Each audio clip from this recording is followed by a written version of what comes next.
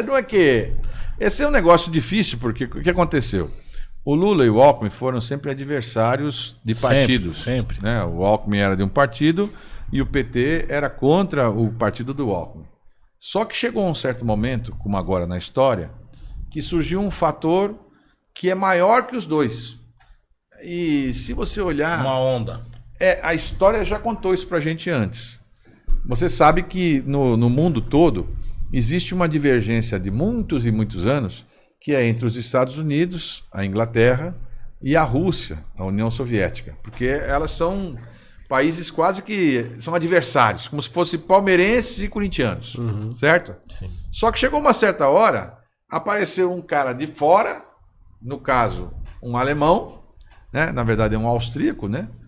Que criou um regime que era mais duro que tudo que já tinha se visto, que era aquele regime nazista. E de repente uma coisa apareceu que ninguém imaginava que era possível. A junção da União Soviética, da Rússia com os Estados Unidos. Foi só aí que eles conseguiram derrotar aquele regime. Senão podiam ter perdido a guerra. Nós podíamos ter perdido a guerra. Eu estou supondo que é isso que ela está perguntando. Ou seja, nós estamos passando hoje por um momento difícil. Uma lógica bem...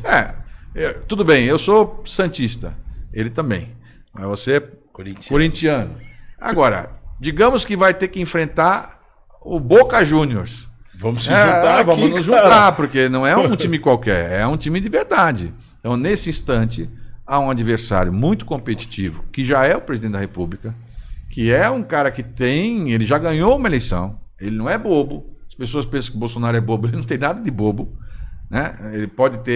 Ele é rude, mas ele é vivo, ele está lá há muitos anos em Brasília, sabe, ele é vivo e ele tem uma estratégia. Se não tomar cuidado, ele ganha de novo. Então, o que o Lula fez? Falou, olha, eu preciso me juntar aos russos ou então aos americanos para tentar fazer a vitória. É o que ele está tentando fazer. Pouco tempo atrás você teve uma reunião com o presidente Lula. Tive, sim. Ele é sempre um cara bem... Assim, é um cara muito experiente. Foi o presidente da República 2 vezes. O que nós estamos conversando, porque o Alckmin deve vir para o meu partido, para o PSB 40, né? Depois de muitos e muitos anos num outro partido. Ele está mudando de partido porque o Dória meio que expulsou ele de lá, né? E ele está vindo para cá. E eu fui dizer para o presidente que eu acho que ele tem que, para o presidente Lula, que ele tem que ter cuidado, porque são 20 portas de entrada.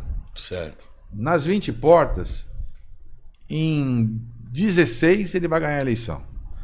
Das 16, tem umas 5, 6 que ele ganha no primeiro turno. Mas tem 4 que ele perde. Se ele entrar nas 4 errada, ele perde. Porque não existe eleição ganha antecipadamente. A eleição é um negócio difícil. Mesmo quando você está com tudo bem montado, existem fatos que surgem. Por exemplo, até um mês atrás... ninguém nem sabia o que era a Ucrânia. Sim. De repente, agora todo mundo sabe o que é a Ucrânia. Né? Então, assim, são fatos que vão atropelando a vida da gente. Então, daqui até a eleição, muitos fatos vão acontecer.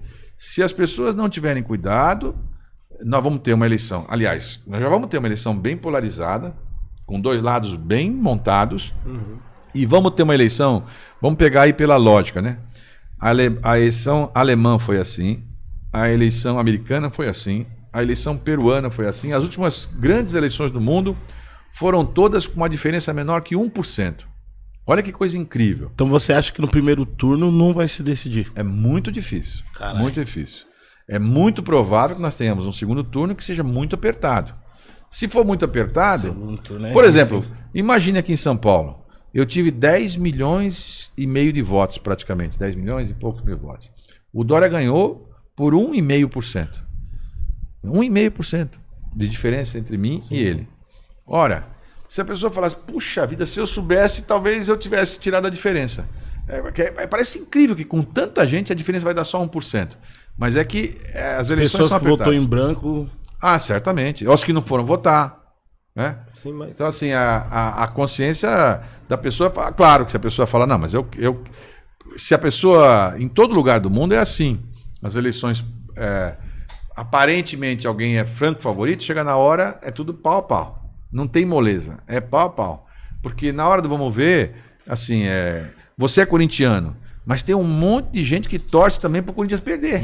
Mas anteriormente o senhor fez uma analogia muito boa, né? Porque todo mundo, querendo ou não, tem muito medo, né? Ver uma aliança entre Lula e Alckmin, um passado recente, né, cara? O Temer e a Dilma. Todo mundo fica meio que, poxa vida, isso daí não é uma... Entendeu? Mas eu entendi. Eu entendi. Mas na época muito que bem. o Temer e a Dilma fizeram aliança, não tinha como adversário um cara que já estava na presidência. Correto, é muito importante. Quem está na presidência hoje é o Jair Bolsonaro, Sim, que era um cara que ninguém imaginava sim. e que virou presidente da República. É isso aí. E esse cara tem conceitos que não é todo mundo, mas uma boa parte das pessoas acha que são conceitos errados. Sim. Tá certo?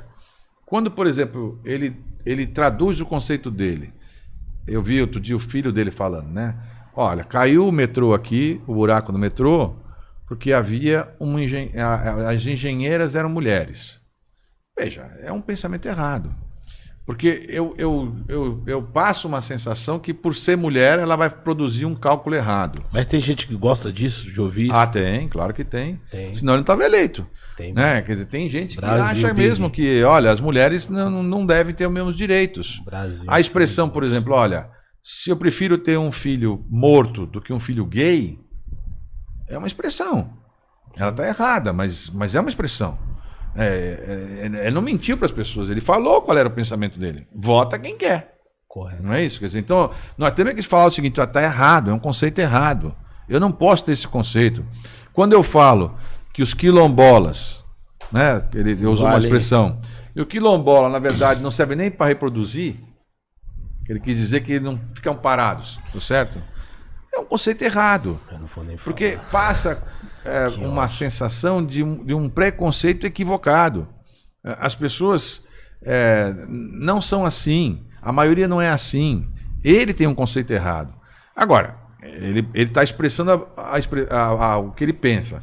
Se o cara for lá e votar nele, fazer o quê? Aí também a maioria decidiu. Né? Nós temos que lutar para que a maioria não decida desse jeito. Concordo.